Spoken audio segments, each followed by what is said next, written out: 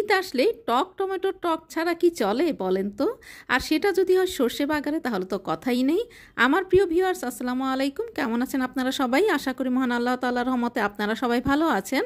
আলহামদুলিল্লাহ আমিও ভালো আছি। তাই তো আপনাদের মাঝে ফিরে আসলাম চুমকি রান্নাঘর থেকে। আর চুমকি রান্নাঘর মানে তো আপনাদের রান্নাঘর। আমার প্রিয় ভিউয়ার্স, চলেন কিভাবে আমি এই টক টমেটো টকটা তৈরি করেছি আপনাদের সাথে শেয়ার করি।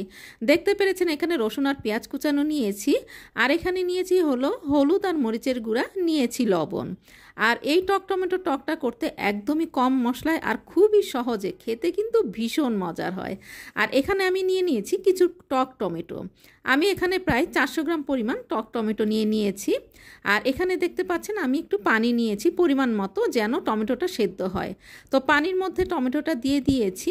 দিয়ে দেওয়ার পরে এবার একে একে যে মশলাগুলো ছিল, রসুন পেঁয়াজ কুচানো, হলুদ আর মরিচের গুঁড়া, লবণ, এগুলো আমি একে একে দিয়ে খুব ভালো করে মিশিয়ে দিব। মিশিয়ে দেওয়ার পরে আমি ততক্ষণ এটাকে সেদ্ধ করব যতক্ষণ পর্যন্ত এটা সেদ্ধ হয়ে না যায়। তো সেদ্ধ হওয়ার পরে আমি যেটা করব, একটা ডাল ঘুটনি দিয়ে এটাকে আমি একটু একটু করে ভেঙে দিব। আমি এখানে ডাল ঘুটনিটা কেন ব্যবহার করছি জানেন? আমি কিন্তু ইচ্ছে করলে এটা ব্লেন্ডারে ব্লেন্ড করতে পারতাম, কিন্তু স্বাদটা কিন্তু 16 আনা হবে না। আগের দিনে দাদি নানিরা কিন্তু ম্যানুয়াল সব কিছু দিয়েই রান্নার কাজটা শেষ করতো, আর স্বাদটা কিন্তু ছিল সেই রকম। আর এখন আমরা সব কিছু ইলেকট্রনিক্স ব্যবহার করাতে স্বাদটার কিন্তু পার্থক্যটা চলেই এসেছে। তো এই যে দেখতে পাচ্ছেন, আমি এই দাদি নানিদের মতো করেই টকটাকে ডাল ঘুটনি দিয়ে ঘুটে নিচ্ছি। নেওয়ার পরে এটাকে আমি ফুটিয়ে নিব। তো যখন এই টকটা ফুটে উঠবে তখন আমি এখানে দিয়ে দিব হলো একটা তেজপাতা আর কাঁচামরিচ আর তেজপাতা দেওয়ার পরে যখন এটা একটু ফুটতে থাকবে তখন আমি এখানে বাগারের কাজটা শেষ করব। তো এখানে আমি দিয়ে দিব পরিমাণ মতো রসুন আর পেঁয়াজ কুচানো। তো দিয়ে দেওয়ার পরে আমি এটাকে খুব নাড়াচাড়া করে নিব। যখন হালকা একটু ব্রাউন হয়ে আসবে তখন আমি এক পাশে সরিয়ে এখানে দিয়ে দিব আধা চা চামচ পরিমাণ সর্ষে। আপনি কতটুকু টক তৈরি করছেন সেটার উপরে ডিপেন্ড করে আপনি সর্ষের পরিমাণটা দিয়ে নেবেন।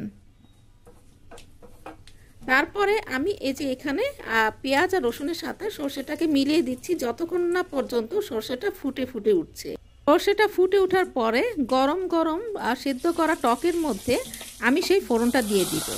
তো আওয়াজটা শুনতেই পাচ্ছেন। তো ডাল অথবা টক এর মধ্যে যদি আওয়াজটা না আসে তাহলে মনে হয় ডাল আর টকের কোনো পরিপূর্ণতাই আসে না। তো হয়ে গিয়েছে। এখন আমি এখানে দিয়ে দিব হলো ধনেপাতা। মনের মাধুরী মিশিয়ে আমি এখানে ধনেপাতা অ্যাড করে দিব। ধনেপাতাটা অ্যাড করে দেওয়ার পরে আমি কিছুক্ষণ কয়েক সেকেন্ডের জন্য আমি ঢাকা দিয়ে এটাকে কয়েক সেকেন্ডের জন্য এটাকে জাল করব। অনেক বেশি জাল করব না, তাহলে কিন্তু ধনেপাতার আর আমার যে ফোড়নের অ্যারোমা সেটা কিন্তু নষ্ট হয়ে যাবে। তারপরে আমি চুলাটা বন্ধ করে দিয়ে কিছুক্ষণ এটাকে দমে রেখে দিব। দমে রেখে দেওয়ার পরে এবারে চলে আসব পরিবেশনে। তো দেখতেই পাচ্ছেন গরম গরম ধোঁয়া ওঠা সর্ষে বাগারে টমেটোর টক, আর এর সাথে এখন প্রয়োজন গরম গরম ভাত আর আলু ভর্তা অথবা ডিম ভাজা। তো আশা করি আজকে আমার এই রেসিপিটা আপনাদের ভালো লেগেছে। আর ভালো লাগলে তো চুমকি রান্নাঘরের সার্থকতা। আর চুমকি রান্নাঘর মানে তো আপনাদের রান্নাঘর।